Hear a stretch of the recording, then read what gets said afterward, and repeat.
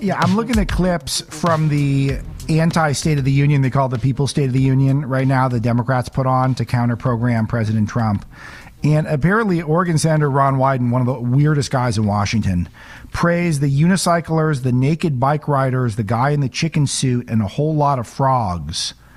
And this is literally there's guys in frog outfits who are right behind him. They've got these old, very white male politicians who are out there just saying all sorts of nonsense. I got a clip of Ed Markey, which maybe I'll play this later on, of him just screaming about the trans children, how the trans children have a right to exist. And it's just these old white libs, just, man, they are really weird people. And we're going to beat them.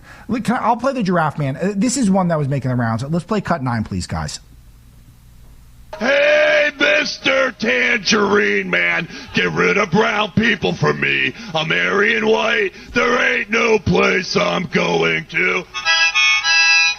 And then all of a sudden, he's not ready for primetime player ICE agents with 2 weeks of training come after me. I got arrested in Portland. I got arrested in Minneapolis in the last 3 weeks twice. But they can't erase a movement. I'm going to contrast that with some of the people that Donald Trump was celebrating. Let's play this clip of Royce Williams. This one hit me. I love this one. Let's play cut 10, please. Royce was in the dogfight of a lifetime, legendary dogfight. Flying through blizzard conditions, his squadron was ambushed by 7 Soviet fighter planes. It was his first aerial combat of the war, and despite being massively outnumbered and outgunned, Royce led the takedown of 4 enemy jets and almost destroyed the others, vanquishing his adversaries while taking 263 bullets to his own plane and being seriously hurt. His story was secret for over 50 years. He didn't even want to tell his wife, but the legend grew and grew. But tonight, at 100 years old, this brave Navy captain is finally getting the recognition he deserves. He was a legend long before this evening. Royce, please stand up, and I will ask the First Lady of the United States to present Captain Royce Williams with his Congressional Medal of Honor. I get misty here in the studio. I love this so much. And the visuals right after of Melania, who just towers over him, just giving him the Medal of Honor, and she looks incredible. We have a big fashion notes up at Breitbart News. We have a fashion critic, John Binder. He's an incredible person, and he covers immigration and fashion for us. Tell me we're not the most unique website in the world. That moment was so profound. I was thinking about this, about how I just had my 40th birthday a month ago, and I was feeling a little old. And then you see this, Royce Williams at 100 years old getting the Medal of Honor from Melania Trump at the State of the Union, from Donald Trump's State of the Union. And just to think of what kind of a life you can lead in America if you just simply have grit, determination, hard work, good values. It just inspires me completely, and I'm sure a lot of other people felt the same way, but not quite as inspiring as the giraffes and the frogs the Democrats were pointing out. Those are pretty good. All right, I'm going to share with you some more what I thought were the highlights, and I'm going to focus a little bit on some of the stagecraft that Trump did. It became a variety show at certain moments with people popping out and people dressing cool, and all this stuff just really adds to the flavor of the event, the entertainment value, which gets people to tune in. This is another highlight. This is when the Legion of Merit was given to Scott Ruskin. Let's play cut 12. Those prayers were answered when Coast Guard rescue swimmer Scott Ruskin descended from a helicopter above. Nobody knew where he came from.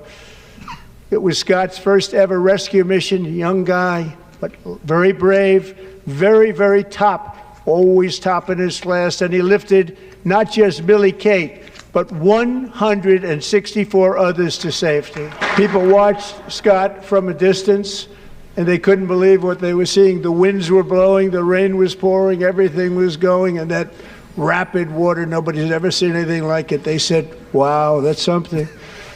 Tonight, Scott and Millie Kate are here together, reunited, for the very first time. And Petty Officer Ruskin, I'm pleased to inform you that I am now awarding you the Legion of Merit for extraordinary heroism, which is what it was, extraordinary heroism. Thank you.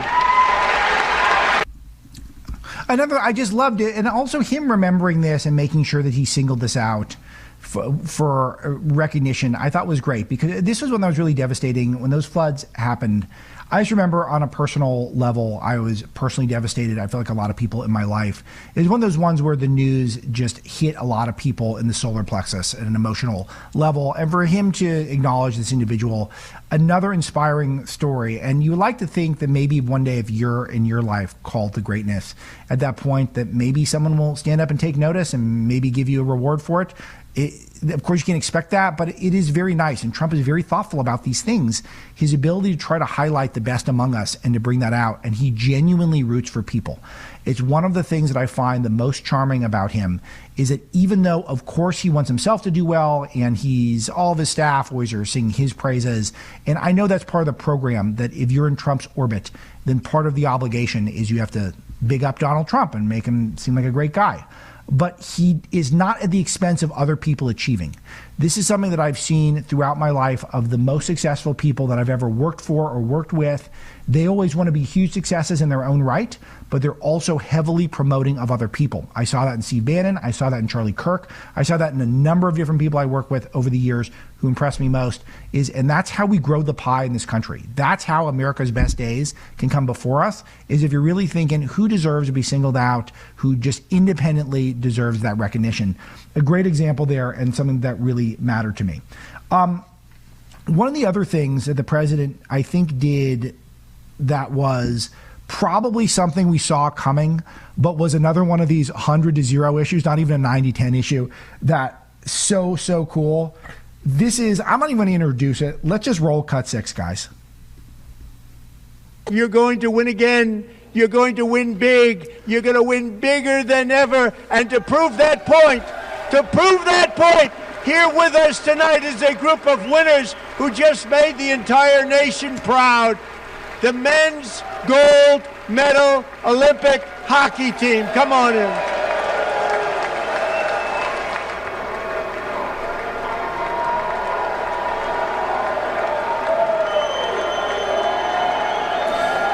Here, pause it. Those of you who are just following along on with audio, the visuals are striking. They're all wearing USA shirts. They've all got their gold medals on, and they timed this thing perfectly. I thought, what is this? Is this a Broadway production of Cats? What is going on here? Where are they going to start dancing in the aisles, or are they just going to hold up their medals, maybe chew on their medal? Why they chew the medal? What's that about? Someone's going to explain that tradition. Sean probably knows. I probably should have asked that during the break. But they just are. They bite it to prove that it's real gold. I guess that makes sense. You guys want to know a funny story? I've held one Olympic medal in my life. This is a true story, and some of you will probably judge me harshly for this. It was Caitlyn Jenner's, formerly Bruce Jenner's, gold medal for the triathlon. That was it. It's the only one I've ever held. They're heavy. They're nice. They're nice things. It's a nice piece of hardware. But this moment, I can't believe they timed this so well. It was just incredible stagecraft.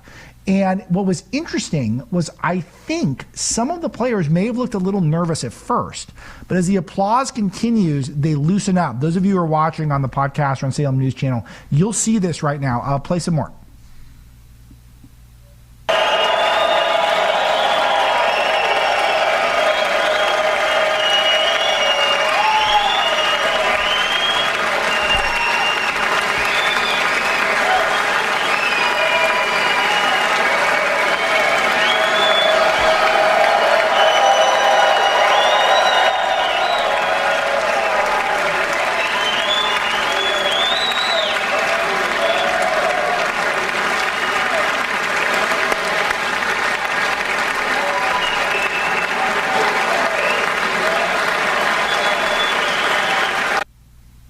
All right. So also the women who won the gold as well, and then suggested they might not go to the White House because they got school or something. Apparently that is going to get worked out. Trump made that announcement as well, that they're going to come as well because the U.S. women's hockey team won gold. But that was one where I guess they felt slighted, maybe because Trump called the men or something. But who knows what Trump was doing? Like, we're on the brink of war with Iran. I'll talk about that momentarily as well. So I don't know why he didn't call the women right away, but they felt slighted.